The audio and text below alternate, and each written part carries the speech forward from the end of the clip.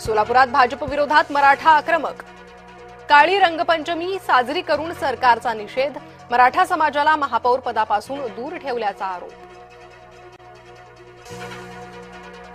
पुण्यात दुमजली उड्डाणपुलाचं लोकार्पण. पुलाच्या बांधकामासाठी अजित पवारांनी विश्वासात घेतलं. मुख्यमंत्री देवेंद्र फडणवीसांनी जागवल्या आठवणी. आशुतोष ब्रह्मचारींवर धावत्या ट्रेनमध्ये जीवघेणा हल्ला. अज्ञात हल्लेखोराकडून धारधार शस्त्रानं नाक कापण्याचा प्रयत्न.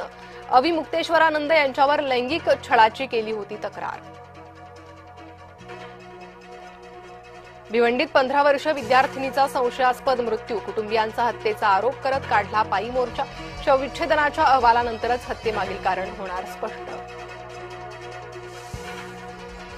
मुंबई गोवा महामार्गावर सलग तिसऱ्या दिवशी मोठी वाहतूक कोंडी. माणगाव ते गारळ फाट्यापर्यंत सुमारे 6 किलोमीटरपर्यंत रांगा. कोकणवासी आणि पर्यटक वाहतूक कोंडीत अडकले.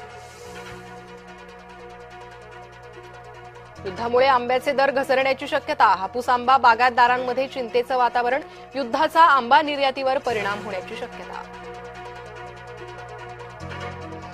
नागपुरात जागतिक महिला दिनानिमित्तानं पिंक मॅरेथॉन. अमृता फडणवीसांच्या हस्ते मॅरेथॉनचं उद्घाटन. महिलांचा मोठ्या संख्येनं सहभाग. साताऱ्यातील बावधनमध्ये बगाड यात्रेचा उत्साह. मोठ्या संख्येनं भाविकांची उपस्थिती.